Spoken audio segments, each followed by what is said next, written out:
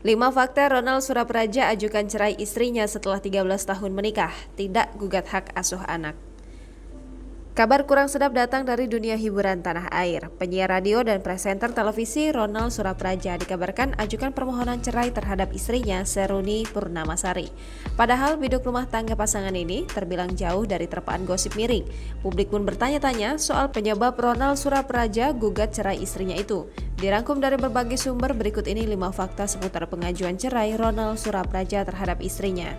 Gugat cerai setelah 13 tahun menikah. Melansir Kompas.com, permohonan cerai Ronald Surapraja terhadap Seruni Purnamasari sudah dilakukan sejak 21 Maret 2022. Hal itu dibenarkan oleh Humas Pengadilan Agama Jakarta Selatan Taslimah. Menurut Taslimah, berkas gugatan permohonan cerai talak Ronald sudah terdaftar di Pengadilan Agama Jakarta Selatan. Sebagai informasi, Ronald dan Seruni sendiri telah menikah sejak Mei 2008.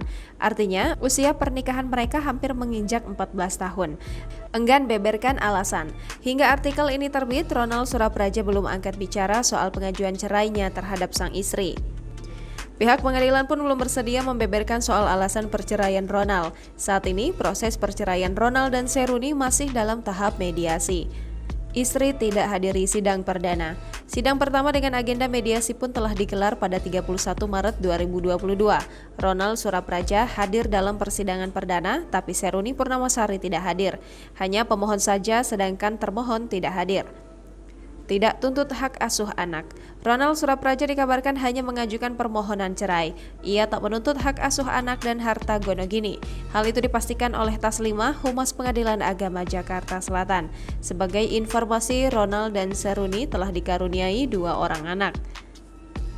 Unggah foto saat kerja ditemani ibunda. Meski diterpa kabar tak sedap, Ronald seperti tetap merasakan kebahagiaan dari orang-orang sekitar. Lewat Instagram, ia membagikan potret diri yang sedang kerja sambil ditemani oleh ibunya. Sang ibu bahkan menemaninya seharian bekerja berpindah-pindah tempat, dari siaran radio hingga syuting televisi dan YouTube.